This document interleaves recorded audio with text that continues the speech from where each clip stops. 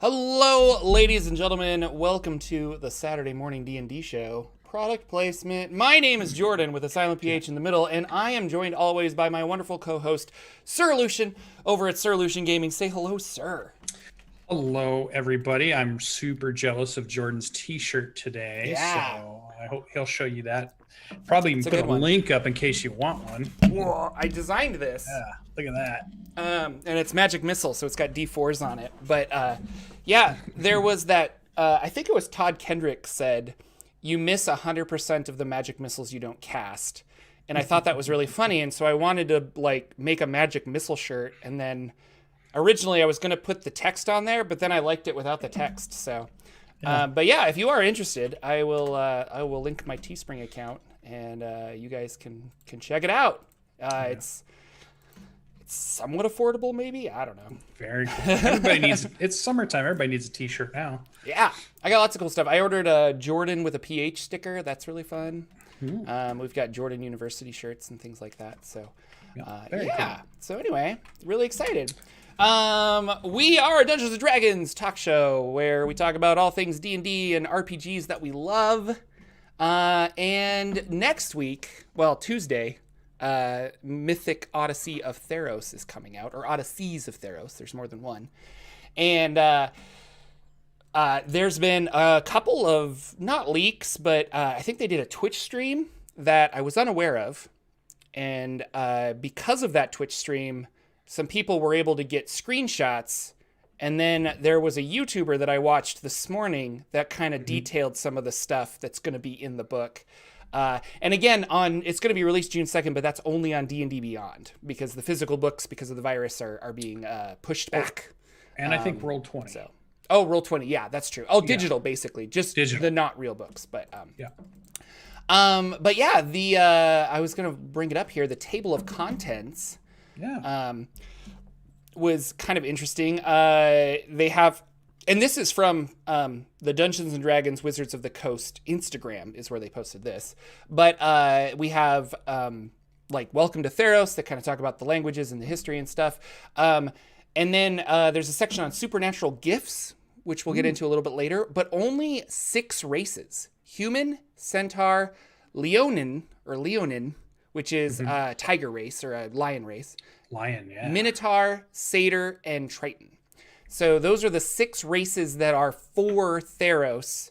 And if you're playing a Theros campaign, I think you're encouraged to just use those 6 races. And that seems like Greek mythology, Oh yeah, for sure. Yeah.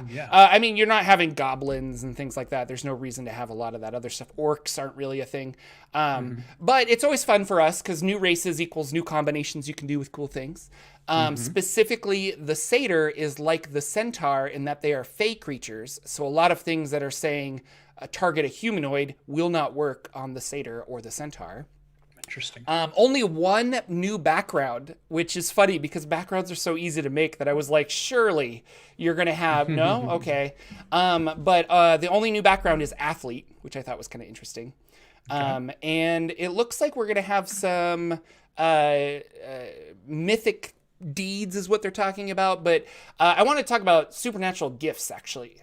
Because from the website I watched, or the YouTube video I watched, and he was talking about it. Really, I should find it and link it. I'm sorry, because he's an early D&D YouTuber. I forget his name, but he did a really good job, and he talked about all this stuff.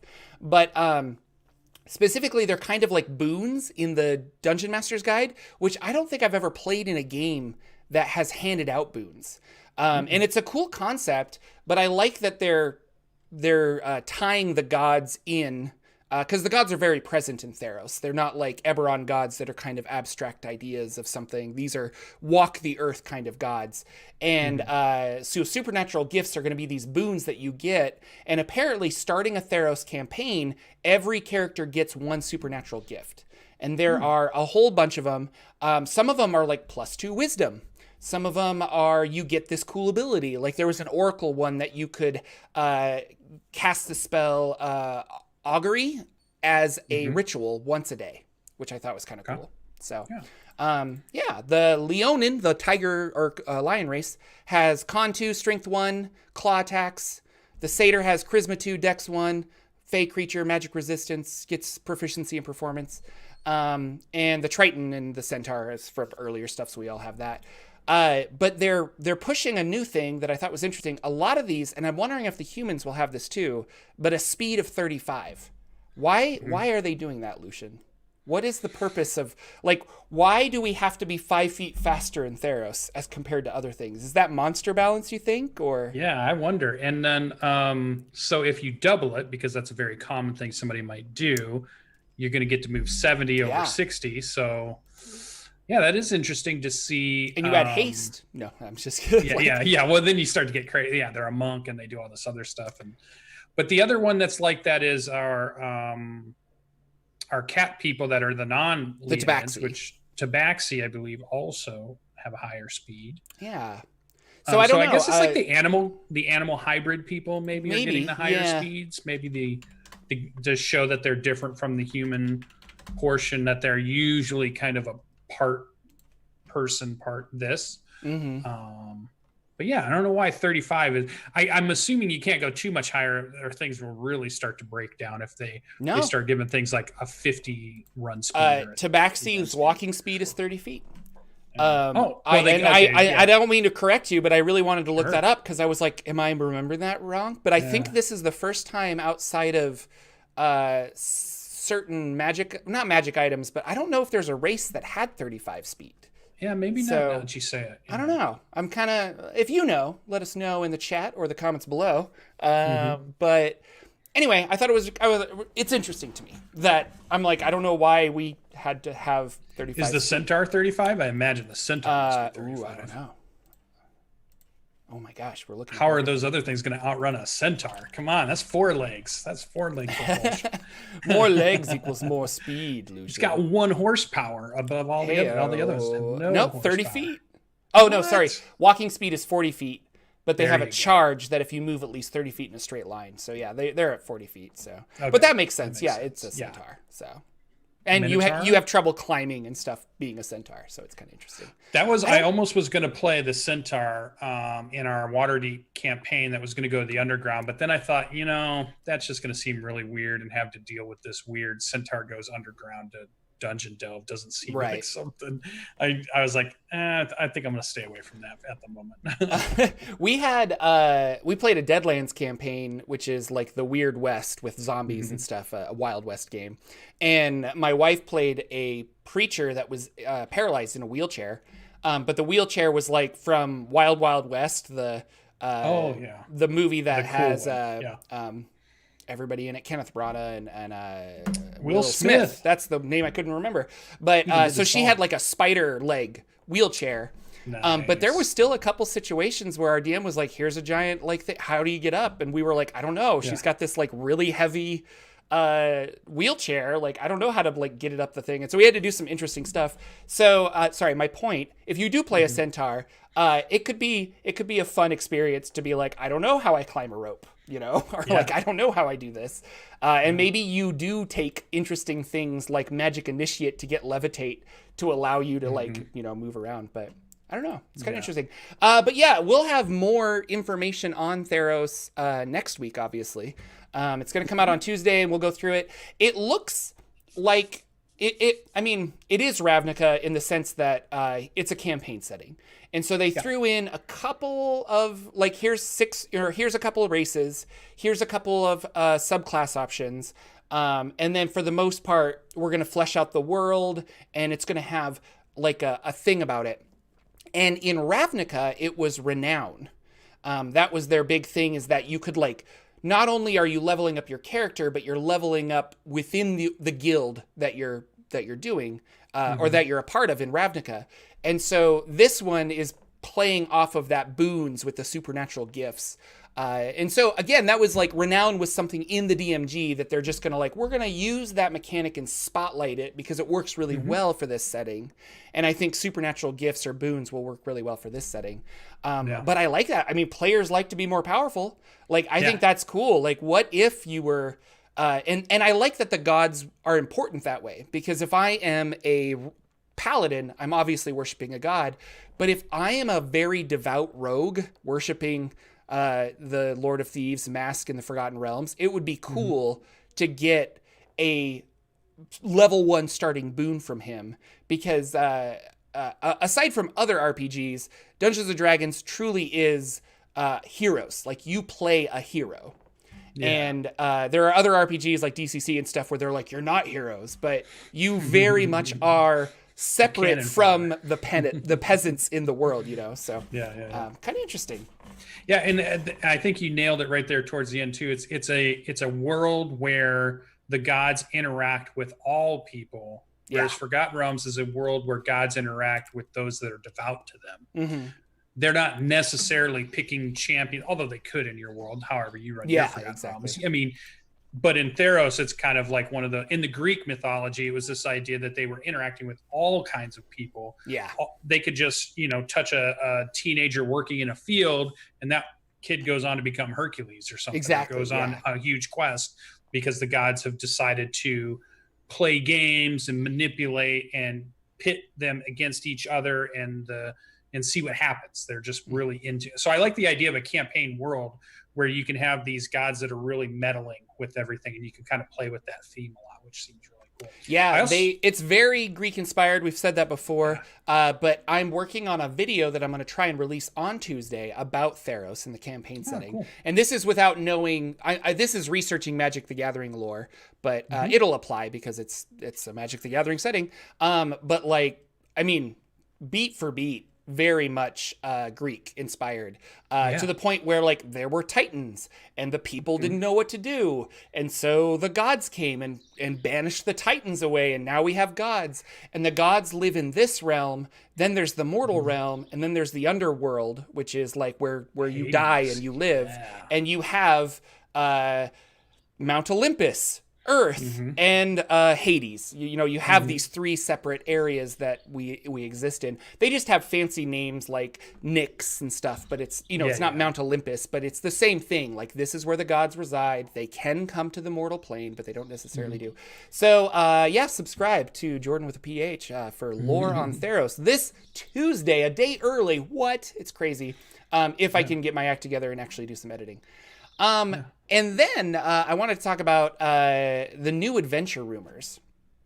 I didn't even hear of these. Well, I was talking to Ted from Nerd Immersion after our game of Rod of Seven Parts, and he's very well informed. I think it's his Discord. People are just like, Ted, I found this. Make a video on it, and he's like, oh, okay. And he gets a lot of information from the community, so it's really cool. But the internet is abuzz with rumors here and there, and people are looking at the tie-in. So Dark Alliance is coming to Dungeons and Dragons. Dark Alliance is a video game featuring Drist and Canterbury and Bruno and all the people from R.A. Salvatore's books. And I think it's going to be like a hack and slash kind of weird. It's the one that had the weird trailer that we were kind of like, what? Yeah. The one that kind of wasn't as good as the Baldur's Gate trailer. Because the Baldur's Gate blew everything away. Yes, it did. Yeah. But this specifically, this game is coming out end of the year or sometime during this year. And much like Baldur's Gate Avernus, Descent into Avernus, I feel like they put Baldur's Gate's name on that to coincide with Baldur's Gate 3 to kind of give it both a bump, a push. I guess, a push. Yeah.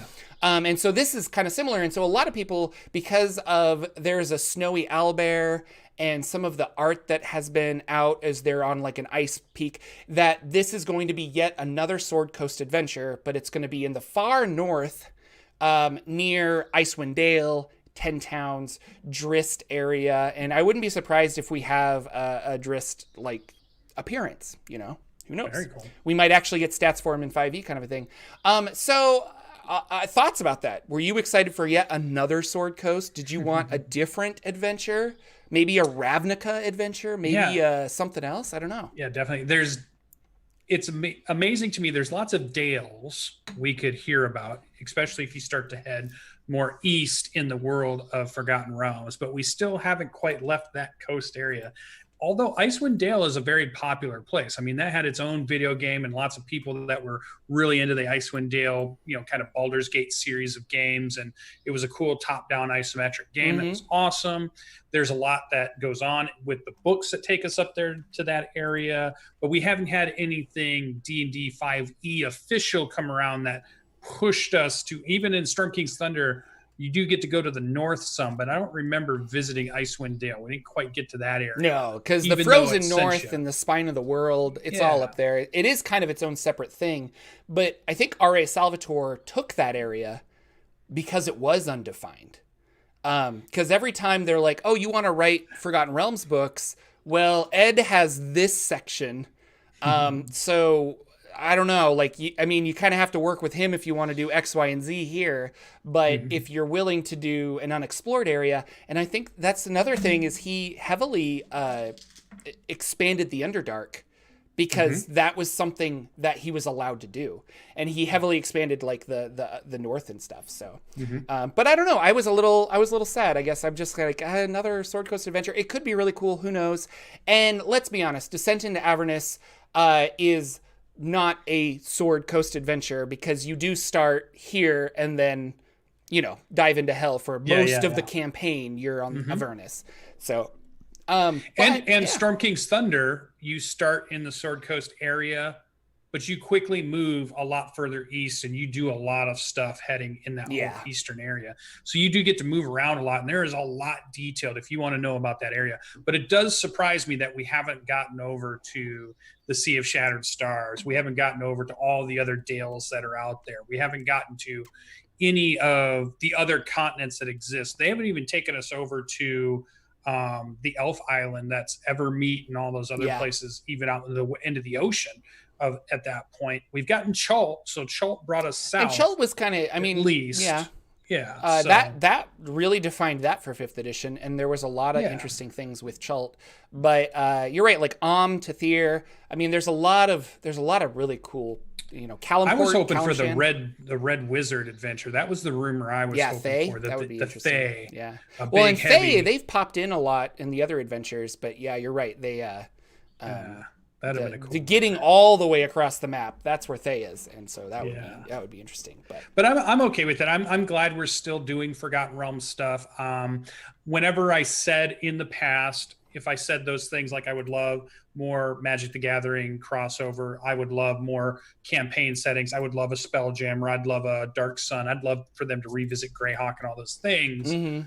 I never meant I don't want more Forgotten Realms stuff, because I still love Forgotten Realms. I've grown to love it more with 5e than I ever did before. I still like the novels that have come out about them. I hope there's more authors kind of starting to take on that, using that area in their novels, so we get more people writing about it, not just Ed Greenwood and the few R.A. Salvatore, who are the ones that are the main ones. But there should be lots of people writing in those areas. Well, yeah, and unfortunately, Wizards, I think they made a statement that they wanted to get out of the novel publishing business.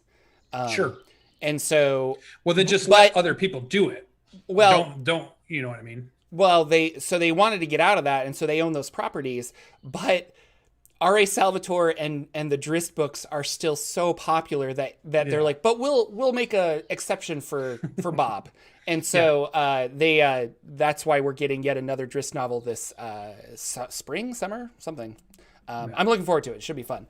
But yeah, I don't know. I think we're out of that expanded world with novels. And this brings up an interesting thing. I'm trying to write a campaign world, because I think as a dungeon master, it would be fun to make your own world. And the more I think about it, a linear timeline like the Forgotten Realms has, like Dragonlance has, is not a good campaign setting, because there's so much established stuff that you think, well, I could play here, I could play here, I could play here, but like the people that are really familiar with it argue, which is why I think a lot of people don't like the Forgotten Realms. But then you have something like Eberron, where every Eberron game really takes place 2 years after the war ended.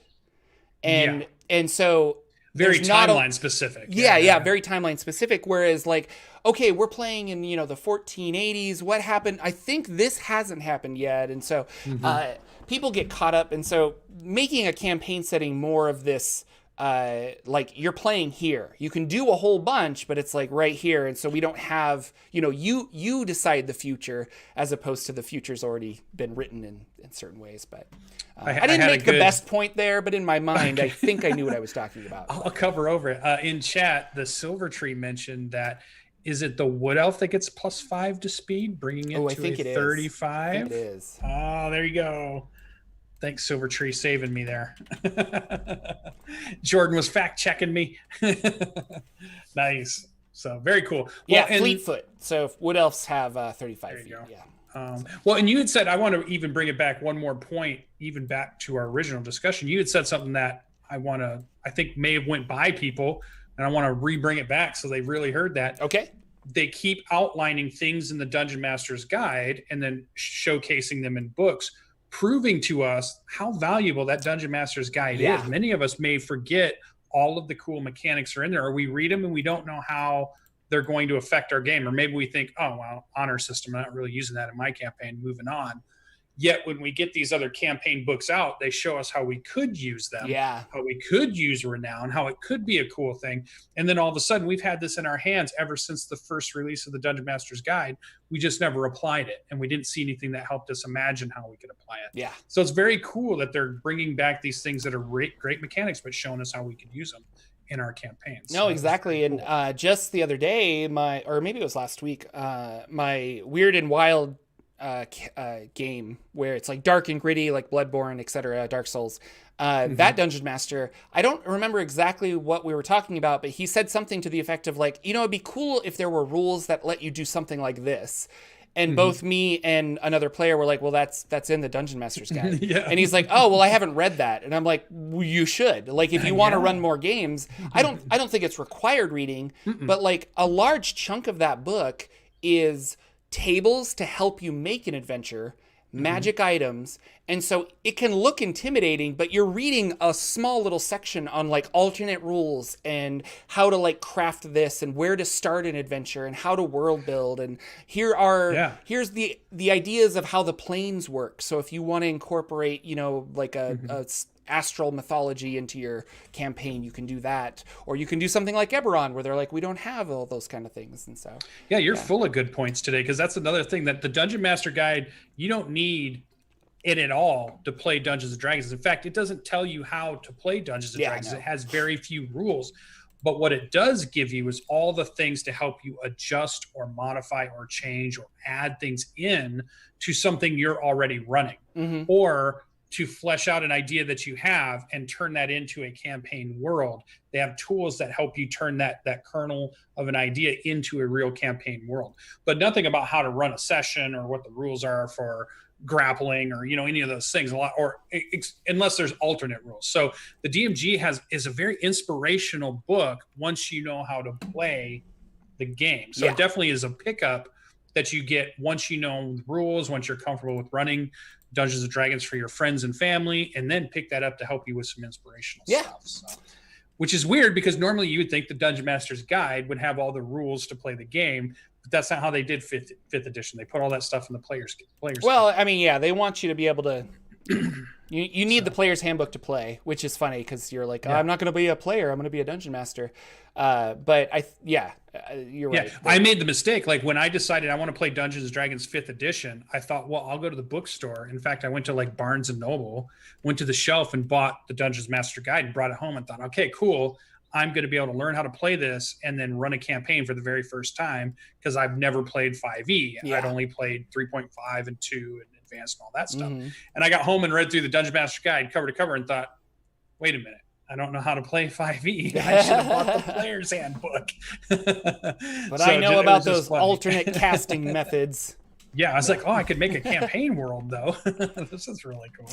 Actually, and because of that, a lot of those can be system neutral. I bought the Pathfinder 1. They call it it's not the Dungeon Master's Guide, but it's Game Master's Resource or something. I forget what they call it. But really awesome book. Has little to no Pathfinder stuff in it. But it's all like, you want to build a world, here's tables, here's this. And so like I bought it because I'm like, it's just a really good resource for building a game and helping you do things and custom monsters. Yeah, custom monsters and like rolling this and like names for people. Like, how do I do NPC names? Roll 5 dice and add these together and you get, Kujar Jar or something. So, cool GM resources for sure. Yeah. So. And if you wanted to see Mythic Odyssey of Theros early, there is a live play going on right now on Dungeons & Dragons channel. They're doing it in Roll20, and they got at least their first session in, a nice 2-hour session of them playing. Cool. So you can at least see what it's looking like. I think I'm going to buy it in Roll20 so that I can use those resources in a campaign if I want to run them. I'm sure you're probably buying it on D&D Beyond.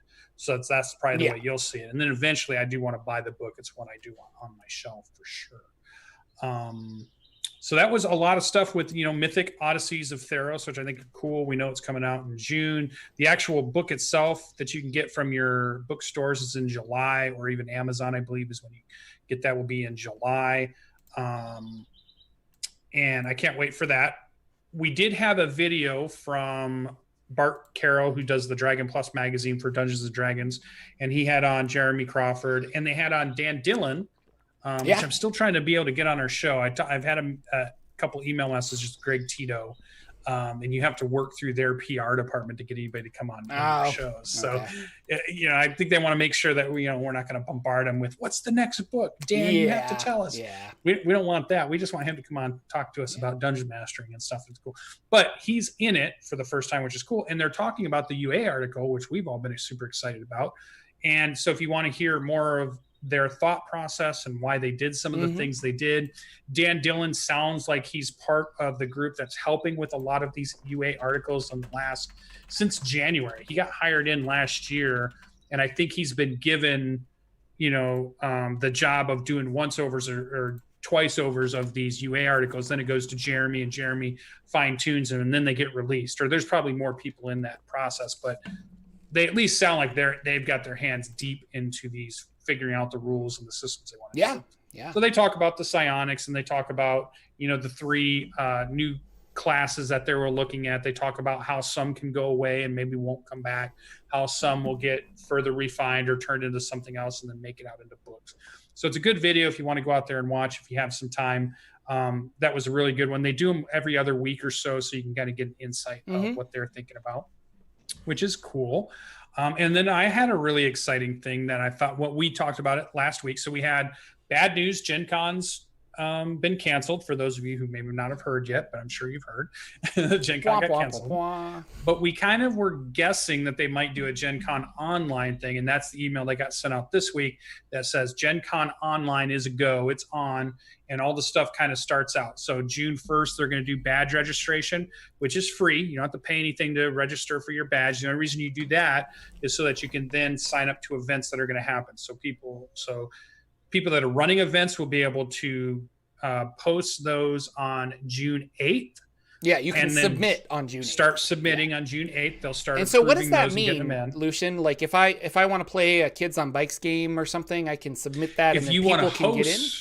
Or I can host a Bikes game. Yep. You could submit that you're going to do an event. You tell them how many people can be at the table, how many typically tickets you would accept. You tell them what the typical length of it is. If you're charging, like before, this is regular Gen Con, if you're charging or if you're not, if it's a free game or if it's a ticketed game, and what the price is, who you're with, and then just information about the game. And then they would assign you at that point a place to play this game if they approved it. So they have rooms set up in Gen Con where you can run those games, and they have companies that pick all rooms, and then their GMs run it in there. So like Monty Cook has a whole room, and they run all their games in there. They submit those events for all the games they're going to run. I'm assuming with the online is that you'll be able to submit an event as long as it's a typical event they would let you submit, running a role-playing game, running a board game, whatever it might be. It could be even a presentation. It could be even how to run a podcast, how to run a D&D Saturday morning D&D show. I mean, it doesn't have to just be I'm running a game and I need players. It could also be, all these other things that are going on. I assume all that stuff is still valid. They'll submit them. They'll put them up on the web page. And then on June 13th, people who have registered their badge will begin to take up seats and say, okay, I want to play on this one, I want to play on this one, and I want to play on this one. And, you can start getting into those games. So that's what I'm assuming is going to happen. And then the actual convention itself is July 30th, 31st, August 1st, August 2nd. So that last week of July, last few days of July, first few days of August, right. 4 days of Gen Con. Every year, and we've only done this twice, but every year we want to do live from Gen Con, Saturday morning D&D show. Is this the first time we're going to be able to do it? Because we're literally going to stream anyway. Maybe we should submit something. That could be fun.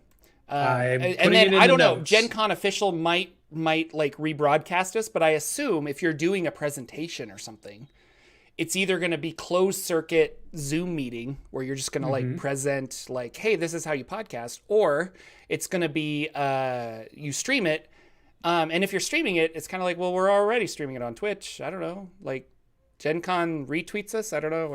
Or I guess you're listed so more people can find out about you, but that's what I'm thinking. I think the benefit's going to be you're listed, and there's a bunch of people that have signed up that are looking for events, and they could say, oh, well, this thing's happening at that time. Maybe I'll go watch that. So okay, like they could do a Critical Role game that could be sponsored by them, and it would be the same as, because it's all free, we're all signing up and just watching it anyways. But I think they're just organizing that part and just trying to keep it going. No, and kind of like D&D Beyond or D&D Live, I feel like this has all been, should we do something? And then they kind of just threw this together. Not like haphazardly. It's not like it's not going to be good. They already have the website. But I think like, they're just like, I guess we're going to try this online thing. And so we'll see how it works out. Who knows? So I'm excited. I'm going to do it. I know a couple of people in our Discord had asked, has anybody been doing these virtual cons yet? I've not done any of them yet, but this will be the first one that I definitely plan on getting a badge. I like the idea of submitting an event, just seeing what happens, because we're going to do the show anyways. What's it matter? Oh, yeah, for this show. Yeah, we should. So why not? And then set up some events, maybe get to play in some games and maybe get to see some events. All the vendors are supposed to be doing presentations or having stuff set up that you can go. So I'm hoping they have a pseudo virtual Hall G kind of thing going on where you can go see all the new games.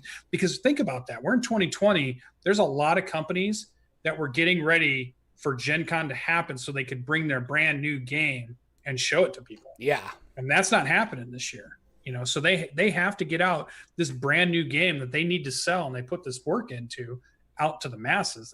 How's that going to happen? So that's where they were going to. Should be interesting. That's where they were going to advertise, because Gen Con's like that, and people walk by and they're like, "Oh, what's this?" And Death Angel Shadow is saying virtual Gary Con was fun, so that's cool. There's a couple people that have actually tried it out. So my first one will be Gen Con. I'm sure we'll talk about it. We'll talk about it leading up in our shows to Gen Con. And then, if there's some open seats, maybe we can play with some viewers. We can all jump into a game together or something. And then even after the thing happens, I'm sure we'll talk about it on our show. So we'll keep everybody informed. Yeah, for sure. I know that Lex, one of my players in Rod of Seven Parts, he did Cyclops Con that Dungeon Crawl Classics did, which was kind of like them testing the waters for DCC Days that's coming up this month in June. Sorry. But he had a lot of fun. Yeah, he signed up, played a game, and he said that if the money you pay to get a game is kind of nice because you're weeding out trolls, is the way he put it. Like if I'm submitting a game to run, then there's an expectation that you're going to be you're going to run a game, you're going to be professional, you're going to have all of your ducks in a row, kind of a thing like that. And then the people that pay, like me, if I'm running the game, are like, oh no, people paid for this, I better do this. And then they also expect a certain level of just we're not going to ruin everybody else's fun. We're going to be respectful, and we're going to have a good time because we're all paying for this. And it's not a lot of money. It's usually $5 to sit at a table, sometimes less. And who knows about online Gen Con, but it's the internet. There's a spooky thought of trolls because there's just bad people, but bad actors, as YouTube likes to call them. CR15 creatures. They're tough to beat. Yeah. So, but he had a really good experience. I hope this isn't the new. I don't know, we're going to have to do this for like 2 or 3 years kind of a thing, because I just really like going to conventions and I like seeing my friends in person. But I guess that's the virus and we'll just have to wait and see. So, yeah, very true. But yeah. And then something that I was talking to my patrons the other day. So I have a monthly hangout with my patrons at a certain tier, and we just do a webcam chat. And one of them brought up a piece of software that I immediately sent to you, Lucien, and I don't think you checked it out. But it's called Dungeon Draft. And this is, it's $20, and then you just get it. Through Humble Bundle or something. You sent it to me at night, and I thought, oh, you know what? I'll type back to him. Hey, in the morning, I'm gonna look at this. Yeah, and you didn't look at it. Forgot to go back. I didn't look at it. But you should all check out Dungeon Draft. Apparently, the guy who wrote this made something called Wonder Draft, which was creating large maps for fantasy worlds. Now, Dungeon Draft is to create dungeons. And he's got it programmed that it's like, do you have a 40-inch or 55-inch TV or something? And you can select that. And then I think it was originally, the idea was to have a TV at your table. And you could open this program and it could fill the space of the TV. And then you could draw the map as they're exploring it, kind of a thing. But anyway, it's a map creator for dungeons and stuff. It's got a whole bunch of really cool things. You can make pits and castles and water, and I made a river, and then I put some stuff under the river, and you could see it like wiggle, like it had animations because the water distorted the light and stuff. I just think it's really cool. I'm trying to develop how big is a Roll20 map, and then I want to put that in Dungeon Draft so I can paint the map, and then you just drop the JPEG in and expand it and line it up, and it could be really cool. So if you are interested in making maps for things like Roll20, or even making them and printing them off, because you can just, you make the PDF or whatever and you print it off if you have a printer, it's really cool. So that's just a cool thing. They're not sponsoring the show, but it seems like a really cool guy. Like, you buy it and you just own it for life. There's not subscriptions and digital rights management. He's just like, I made a thing. I want people to, if you want to support me, totally support me. But yeah, I bought it because I just seemed like a really cool And thing when I saw that in the notes, I thought it was what you were tweeting about, which was your WizKids things that you sent, where the Oh no, that's the Warlock tiles. The Warlock tiles. So I was thinking, That's and then different. it didn't even dawn on me. I was going to go back and watch that. But also, remember, me and you brought up Dyson Logos. I think it was last week or the week before, because he was showing some really cool brushes that you could use to paint quick dungeons. He released those to his patrons. So I saw that. Go over to his Patreon for $1. I think he called them 5 different hatch patterns and 2 different floor grids. And they're basically a way to brush very quickly, super cool, old school style. Yeah. And this is the guy who's putting dungeon maps in Wizards of the Coast books. They've been going to him to do some of these maps. That's cool. For quite a few different things. So it's cool that you can create things just like that too. So yeah, I'm going to look at that Dungeon Draft, because I'm always building maps for Roll20 for my players when I run my campaign. That's one of the biggest jobs I found you do as a dungeon master. If you're playing with a virtual tabletop, you're just trying to draw the map out. You're trying to give them the things they're going to be able to visualize and do and explore. And that's just part of the process. So having good maps like that or good map programs to help you do that just speeds everything up. So that's really cool. Yeah, I don't have the free time that I want right now, but if I find some free time, I kind of wanted to just stream on Twitch one evening and play with Dungeon Draft, and just so you guys could see how cool it is. Because it's just really neat. So lots of people in chat are also talking about Map Tool version 1.70. So yeah, keep those. If you out there, you guys have map creation tools. I sent a couple to Jordan too. That was from Watanabe. He did some cool map stuff too. Some random generation. We've done Don John as another good map. So all these things are good ideas. Keep putting those in the comments. Keep helping everybody out with cool ways to make cool maps. So for sure. Yeah. Awesome. And so that's a long bit of news, but we had a lot to talk about. We're going to jump into Bardic Inspiration. Lucien, Bardic Inspiration. What inspired you game-wise? What cool thing are you wanting to do?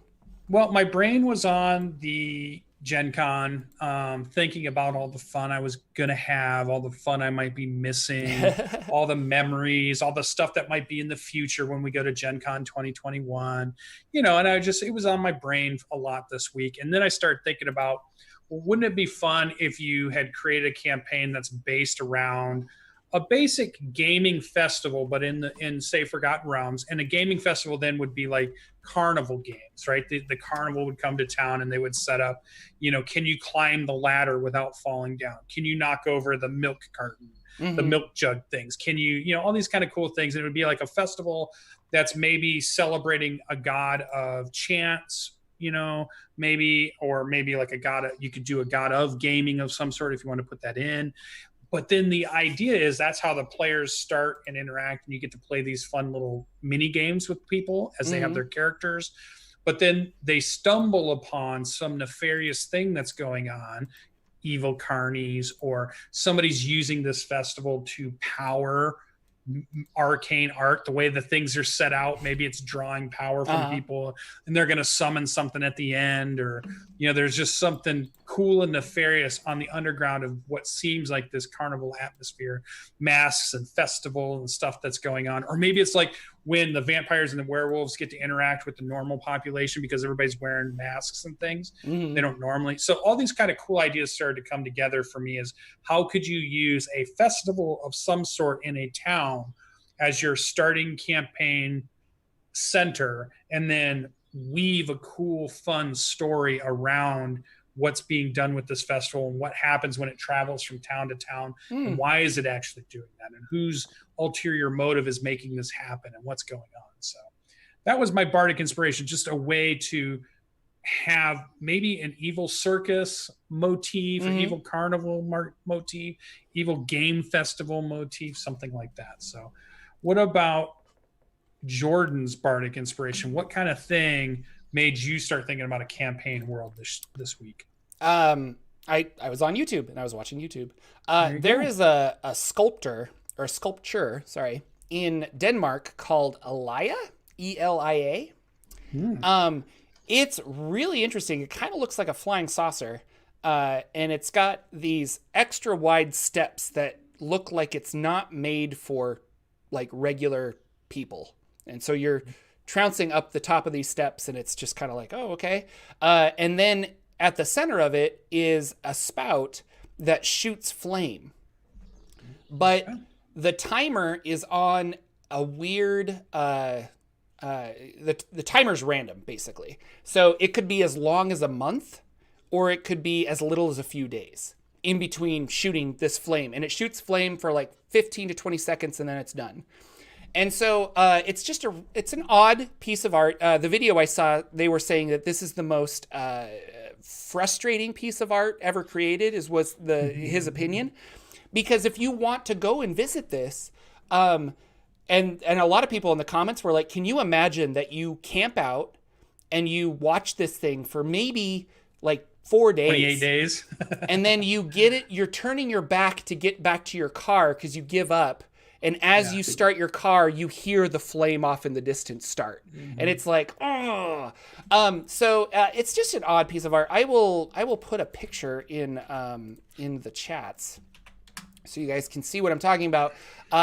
There has been somebody, I did find a video where somebody actually captured the flame.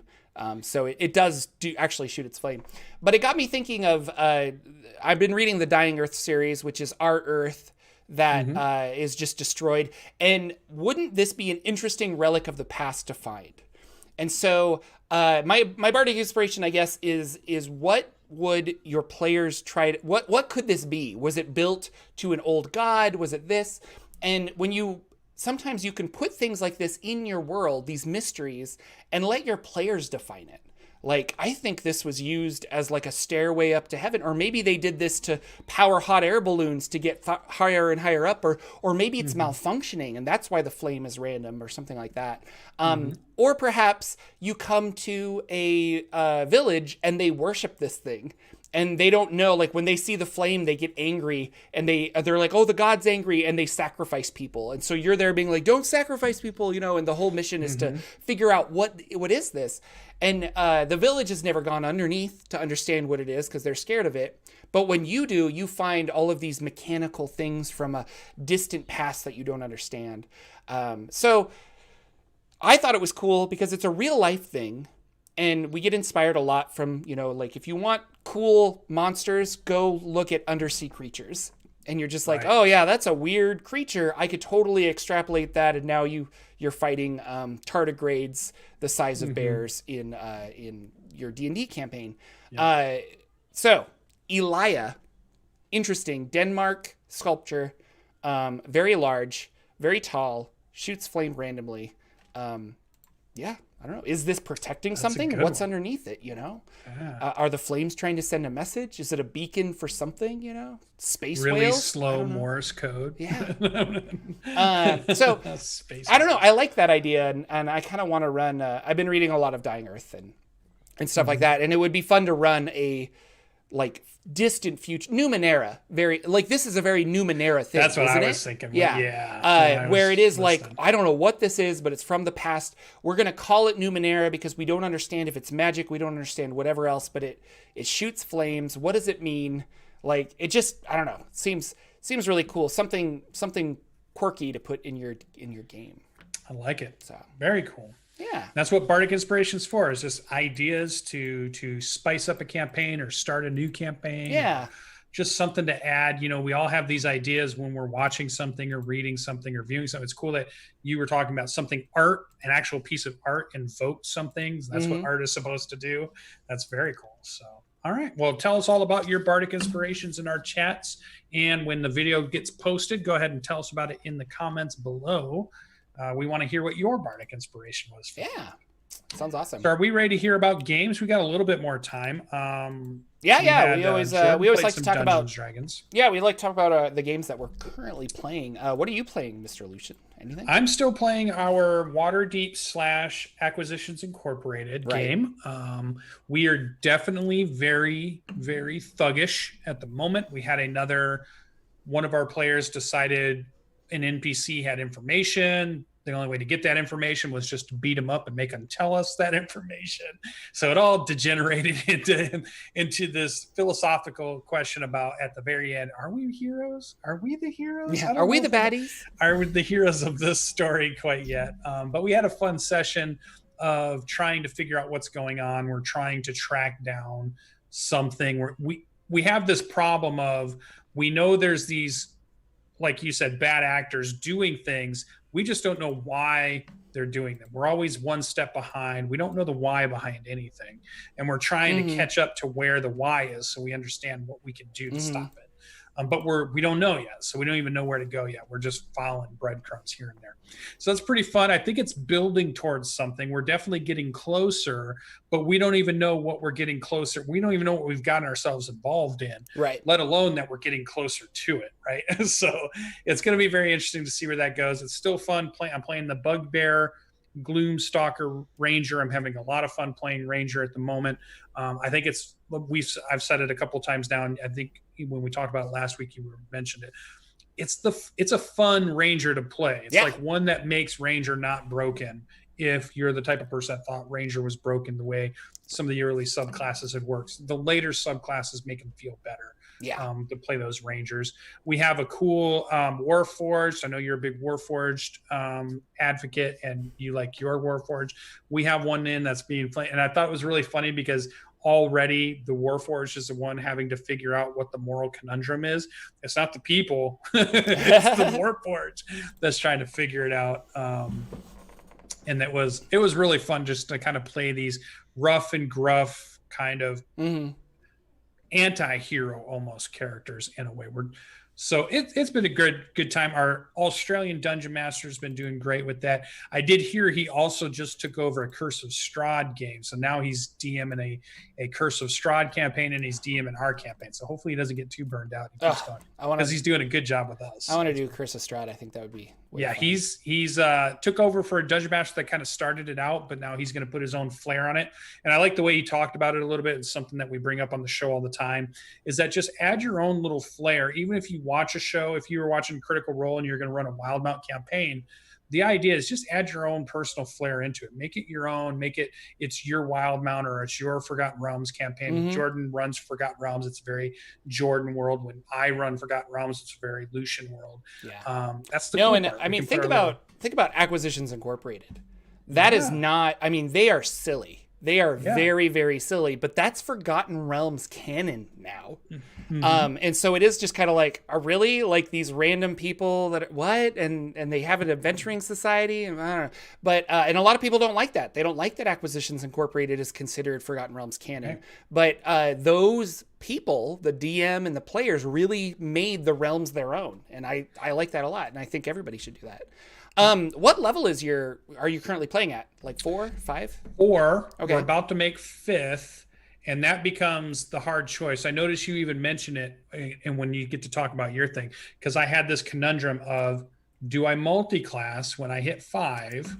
Yeah. Or do I not? But I'll let you get into yours, because it sounds like we're going to get into that discussion anyways when we talk about your Dungeons and Dragons. I was going to ask you though, are you this is something that came up. It's not in our notes. Sorry. I'm spawning things on you, but are you tired of low level campaigns? Like both running as a dungeon master and playing in? Like is it kind of like, I don't know. How do you feel about that? Like I'm probably tired of 1 to 3. Yeah. That's kind of how I feel. I love 4 to 10. And I've never even gotten to play 12 to 20. Yeah. Like I've not even gotten into that unless it was a rare one-off, just make a quick character for a 1-2 hour session. I haven't played a campaign at those high levels. I think I'm pretty much over starting just at 1 and going and working my way up. I think I like starting somewhere around a 3 or a 4 spot, maybe a 5. So you have real definition of your character and you have a way to go. That's how lately I've been like, I think 4 and 5 is my favorite because both to run and to play in, because you're not, you don't have like a crazy amount of options. It's not crazy yet. You just have this and I'm playing, my Warforged 7, he's level 14 and there's a lot between magic items and other stuff. And I'm not even a full caster. I'm just like, this is kind of a lot. And I'm like, oh wait, I reroll on these, I think. And that's also just playing and running a lot of campaigns. You get your characters confused. LB Hack 'em Up can attest to that. Cause she's always like, which character is this? Do I have advantage on sneak? But I was talking with some of my players the other day and they were like, I kind of want to try high level stuff, like we're always like, oh, let's start a new campaign. And we always start at like level 2, but like 2's fine, but I don't know. Yeah. And that does go into what I was going to talk about. The multiclassing issue is my Weird and Wild campaign. We got to level 6. And so I was a level 4 fighter, level 1 warlock. And when we leveled up, I decided to take 1 more level in fighter to get extra attack. And I kind of felt like I had to.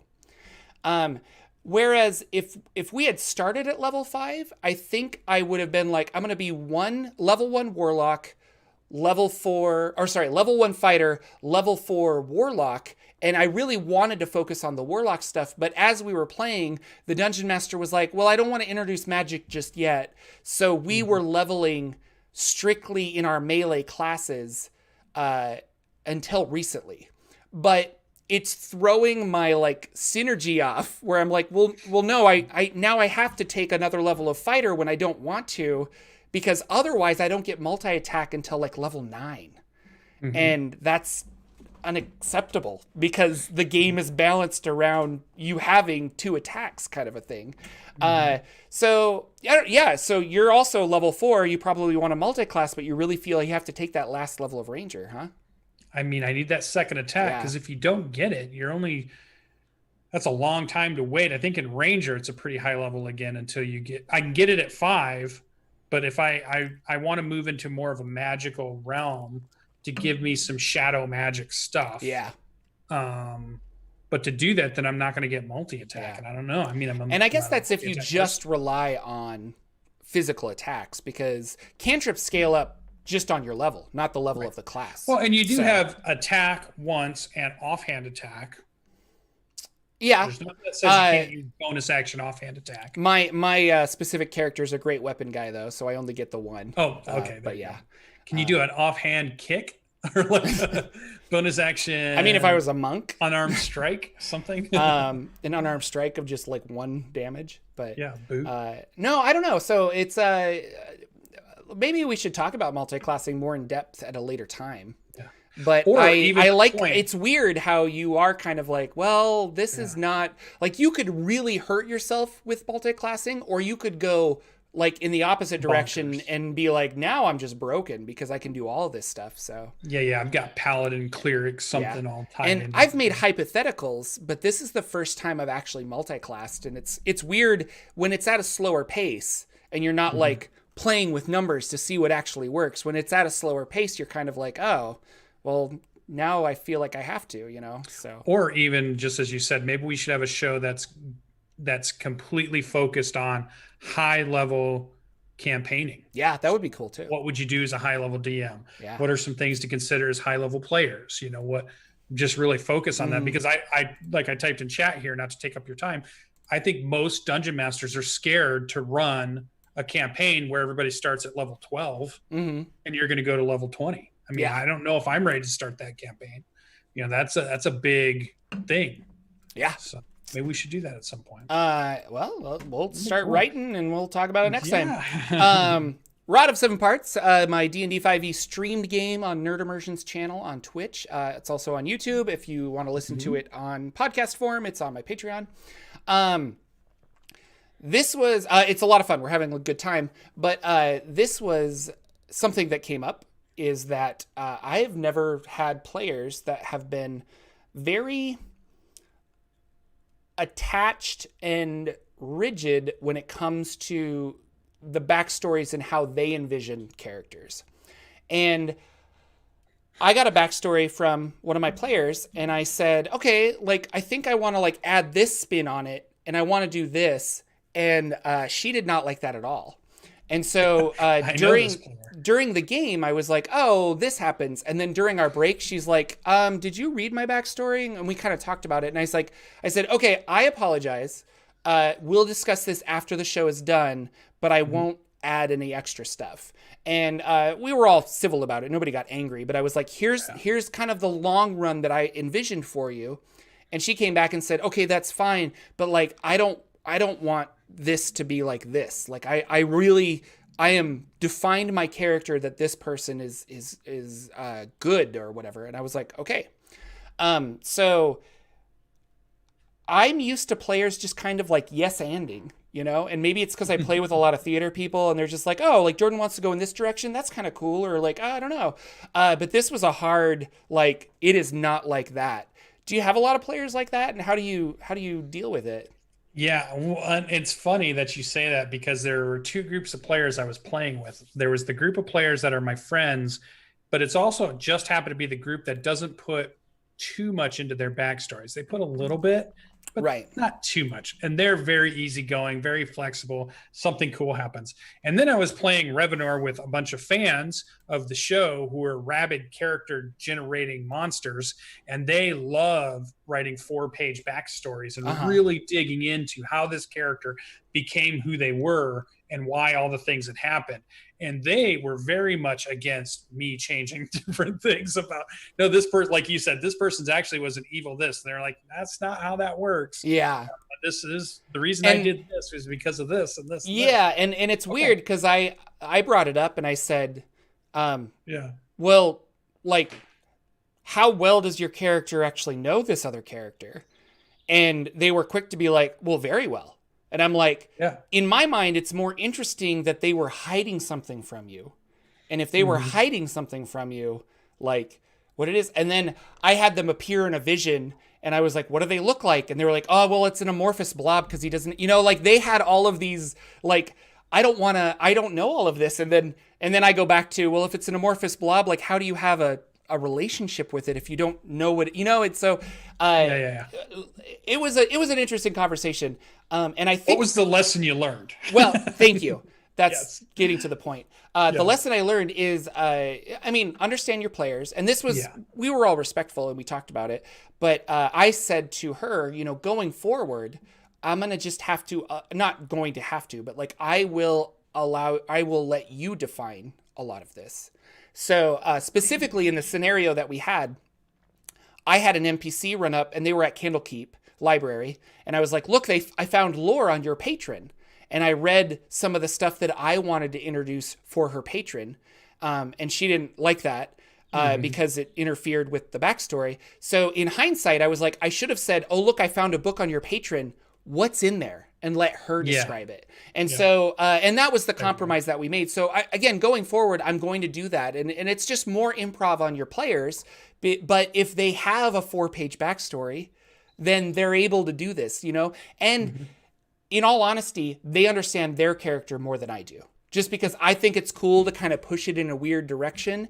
It might not be cool, and let's say, I'm not trying to pick on LB, but let's say LB's character decides to do this, and I walk in and say, I'm your long lost brother. Like, you didn't know that I was here. That could be really fun, and the DM might think it's really cool, but that could really backfire where it's like, my mother would always have told me if I had a brother, and we would have do this, and there's no reason that they would hide it. And then I would counter argue and be like, maybe you don't know your mom as well as you think. I of course know my mom as well as I think. And so instead, with the right group, you can surprise your players with something like that. But overall, I think work with a player, Yeah. And it's like, hey, LB, I want to introduce a secret brother. Is that okay? Oh, yeah.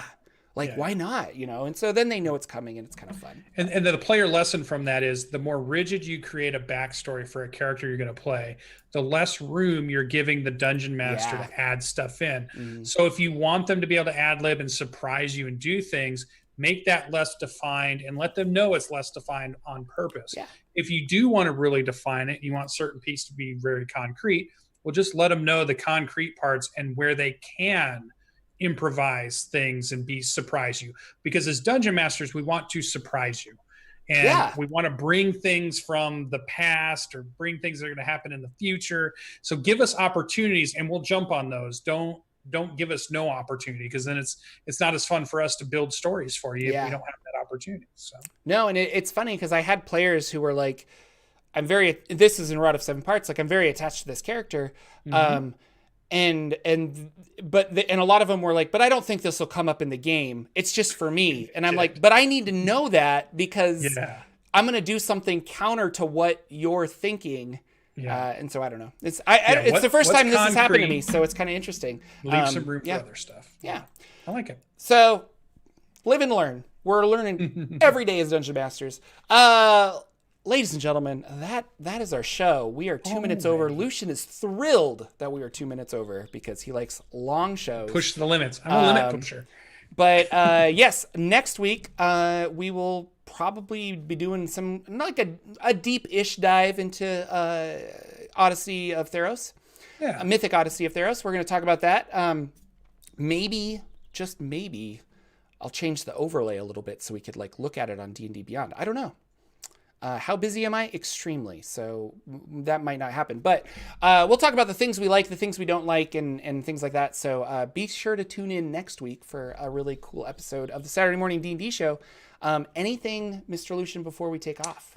Nope. Everybody stay safe. Enjoy your summers as they begin. If you're in a part of the globe where it's not summer for you and winter is starting, well, enjoy that also. Yeah. Play those games, gather your friends and family and spin those fantasy tales because, let's have some fun. Let's roll some games, play some dice, however you're supposed to say that. However, whatever.